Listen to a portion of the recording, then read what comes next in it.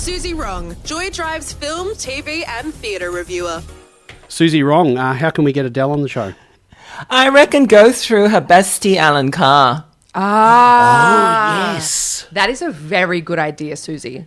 Right? Because as far as I know, I have heard that he did live here for a few months maybe before he was famous. So he must have connections here. That's a great idea. So if anyone knows Alan Carr, we also need you to message us in. And I feel like Courtney Act would know Alan Carr.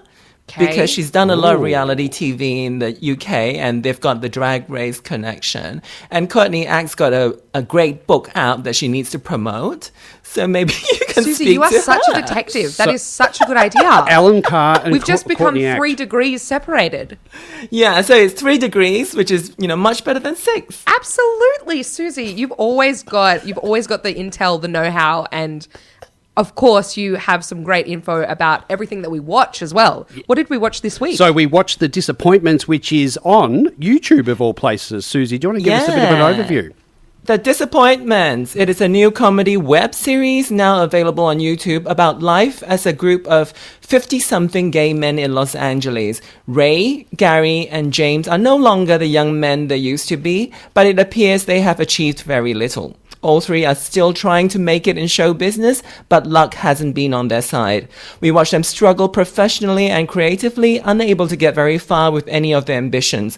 They have issues with money, with health, and with boyfriends, but they also have one another, and it is that friendship that steals the show.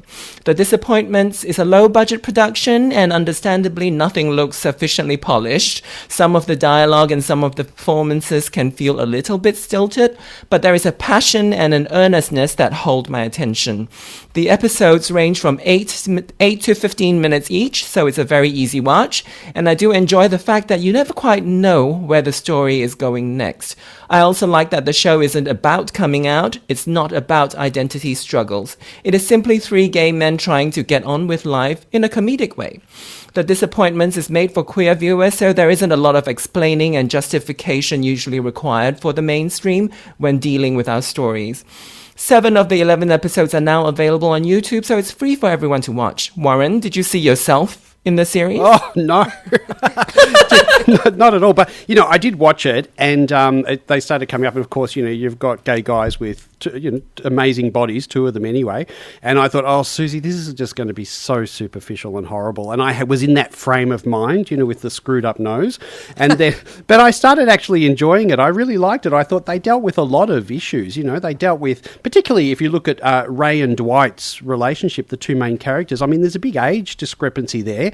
And I love the way they portray that relationship, because I don't reckon we talk enough about, when there's a discrepancy in gay relationships between guys. And I reckon they do it really well. And I like the way they flip it so that, Dwight, the younger one's the one who's the sensible financial manager, and the older guy is sort of the one who's lost his job and becoming a bit more dependent on the younger one. I really liked it until... I don't know if you saw this, or Suzy, you got this. I was watching, I think, episode 7, and an ad came up, as YouTube does, and it was fat dissolving 750-year-old biological loophole to dissolve fat on your body, and I got really disappointed when that was presented to me. I didn't get that ad. Oh, didn't you get it? I got it, and I just thought, why are they targeting us with these ads? But anyway, so my focus went to that, but I actually really enjoyed it in the end. What did you reckon, Em? I enjoyed it as well. I think that the length of the episodes is great because it is very biteable. The size is really nice, and you can kind of watch it in between stuff or when you're traveling, on a bus or whatever. I couldn't really get past the acting, to be totally honest. Like, I love it conceptually, and I think everything that you said, Suzy, is so true. But the acting for me was, I don't know. I do agree. But I think that's the price you have to pay when you want to watch some level of authenticity of our stories. Because, if we're gonna get really great actors, they're gonna insist on, straight people playing us again, and then there's and the budget becomes too big, and it becomes, everything becomes too much, and then you get the best people involved, and then those people don't know sort of the granularity of this sort of thing that can be done on YouTube. So I did feel as well like, some of that acting is jarring. But you know, after a while, I feel like I got past it, I got used to it, and just kind of looked at, where they're taking the story, what are the things they're trying to talk about that, you know, we don't talk about, because our perspective, queer people's perspectives of the world are different, and especially when it's, you know, that age group going into your 50s and possibly 60s, we virtually don't hear our perspectives very much. So in that way, I did enjoy it. That's very true. Yeah, very true. I also really loved Gary. I thought his character was really lovable, and I certainly do have, I really like Gary. And they handled the whole, the bowel cancer thing as really well, you know, and the fact that, getting a colostomy bag and the impact that will have, and that scene, and then we don't want to ruin it, but it's just your emotions go from, feeling sad and, that's an awful place to be, into one of, wow, how did he handle it so well, and then the thought of having to tell your friends and it's not being spoken about for a while. I found my emotions going on a bit of a roller coaster, which I really like when I watch something. Yeah, this sort of small episode format is interesting. Like they've there was a bit about suicide as well, and then obviously this very serious cancer issue. But because of the size of the episodes, they are sort of prevented from going too deep into that. And I do feel like, on one hand, I feel like a missed opportunity to take those things seriously. But on the other hand, I appreciated that, no, let's not get heavy. Every time we do gay stories, it has a tendency to get just really heavy all the time. This is not heavy. This is not heavy. It's light. It's so good. Yeah. It's light and fluffy, but it sort of takes the opportunity to talk about real things. Totally. I don't know if this is just because I am a millennial, but Dwight is so annoying. And see, I thought Dwight was really. I really liked Dwight. I found him so annoying. I thought he was really. I mean, he's so patient. He doesn't get annoyed. He's a little bit controlling financially, isn't he? Controlling and needy, but he's caring, and I really like him. Isn't that so interesting? We have such a polar opposite opinion. Because someone said to me, Warren, I can see Ray in you, and I was like, no, I like Dwight more. I think Dwight's really nice. Really, I found caring. Dwight so annoying. But Suzy, something else that I think, and Em, that I think it deals with really well is, I think, well, particularly from a gay man's perspective, we do get older, and perhaps we change as we get older, and our friends change, and we might lose a little bit of our identity and our connection with our past, what have you. And I think they address that sort of, I don't want to use the word crisis, but it kind of is in a way, particularly with Ray, after they go and visit the house opening. And I don't know if you picked up on that as well, Em, but I thought they touched it on it. Gay men often have this eternal boy syndrome.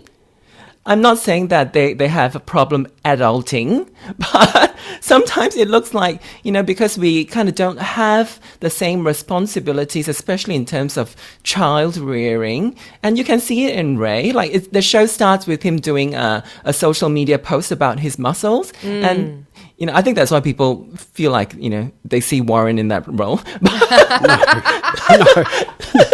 No. But Warren doesn't do those posts, no. But it does look like that. The thing about gay men sort of stuck in a boy mode for a really long time, and I don't feel like the writer Rich Burns, who also directs and stars in the show, I don't feel like he was very conscious of that theme. But I do see that he is in his 50s, and he kind of is not really a conventional man in that sense. There's a lot of responsibilities that he doesn't sort of take on. And I wonder how much of that is because of a lack of role models out there. We don't necessarily have good role models to follow, do we? Some of us don't get it from our parents, or, in school we don't necessarily have teachers that are good role models. We face bullying, we face all this sort of stuff. And then as we get older, it's like we have that reckoning of where are we at in life, and where are we going, and what are we doing? And I thought that came through in the show, and they dealt with it really well. Yeah, I think Gen X and Boomers, we spend so much of our time, our formative years, trying to deal with the queer thing. It's sort of wasted time, because all the hours, life is gone. And then your peers would have learned how to, deal with other things, obviously more important things like career and money, but we spend our time dealing with identity through the years of 14 to 24, and that's a really important time. Totally, it's very formative. Yeah, and then we kind of are too distracted from, where they're hiding our identities or trying to make sense of our identities, while people are going on with their lives, learning sort of more valuable skills. Not that we don't, but I think we are distracted during that time. I'm going to introduce a little new measure here. Em, how many Suzy wrongs would you give it? There's only one Suzy wrong though, so what do I do? Out of 10. I would give it a 7. A 7. What about you, Suzy? 6.5. 6.5. I'm going to actually give it an 8. Okay. Well done. Yep. Good, I'm glad. I reckon it's really good for a bit of light-hearted entertainment. It does deal with some issues, but like you said, not heavy. And Em, I love what you pointed out. It's only like some of them are 10 minutes long. Yeah, it's very manageable in terms of time.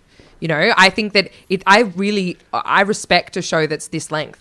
Because how many times you're like, oh, I've only got 20 minutes between this thing and this thing. Yeah. I'd love to squeeze in something, and perfect. Oh, yeah. If you need to go to the loo, if you want to go to bed early, it doesn't matter, Suzy. What's our homework for next week?